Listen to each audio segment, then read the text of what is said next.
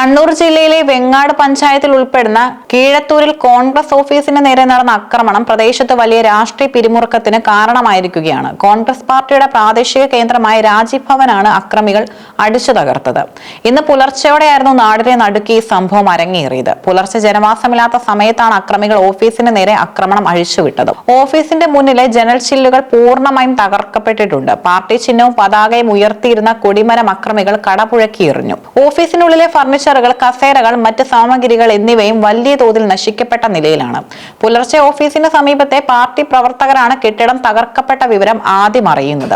ഈ ആക്രമണത്തിന് പിന്നിൽ CPM പ്രവർത്തകരാണെന്ന് കോൺഗ്രസ് പ്രാദേശിക നേതൃത്വം ആരോപിച്ചു. പ്രദേശത്ത് സമാധാനപരമായി പ്രവർത്തിക്കുന്ന കോൺഗ്രസ് പ്രസ്ഥാനത്തെ ഭയപ്പെടുത്താനാണ് ഇത്തരം ഗുണ്ടാ വിളയാട്ടങ്ങൾ നടത്തുന്നതെന്നും നേതാക്കൾ പറഞ്ഞു.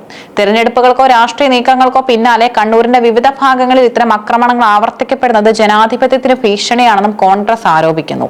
സംഭവം അറിഞ്ഞ നിരവധി കോൺഗ്രസ് പ്രവർത്തകർ ഇവിടെ തടിച്ചുകൂടി. അക്രമികൾക്കെതിരെ ശക്തമായ നടപടി സ്വീകരിക്കണമെന്നാവശ്യപ്പെട്ട് പാർട്ടി പ്രതിഷേധ പ്രകടനങ്ങളും സംഘടിപ്പിച്ചു. പോലീസ് സ്ഥലത്തെത്തി പ്രാഥമിക പരിശോധനകൾ നടത്തി. ആക്രമണം നടന്ന സ്ഥലത്ത് നിന്നും ശാസ്ത്രീയ തെളിവുകൾ ശേഖരിക്കാനും പരിസരത്തെ CCTV ദൃശ്യങ്ങൾ പരിശോധിക്കാനുമുള്ള നീക്കത്തിലാണ് പോലീസ്. രാഷ്ട്രീയ സംഘർഷങ്ങൾക്കും ആക്രമണങ്ങൾക്കും പേരുദോഷം കേട്ട കണ്ണൂരിൽ കുറച്ചു നാളത്തെ ഇടവേളയ്ക്ക് ശേഷം വീണ്ടും പാർട്ടി ഓഫീസുകൾക്ക് നേരെ ആക്രമണം നടക്കുന്നത് ജനങ്ങളിൽ ആശങ്കയുണ്ടാക്കുന്നുണ്ട്. വെങ്ങാട് പഞ്ചായത്ത് പരിധിയിൽ രാഷ്ട്രീയ സമാധാനം നിലനിർത്താൻ സമാധാന യോഗങ്ങൾ വിളിക്കണമെന്ന ആവശ്യവും ഉയരുന്നുണ്ട്.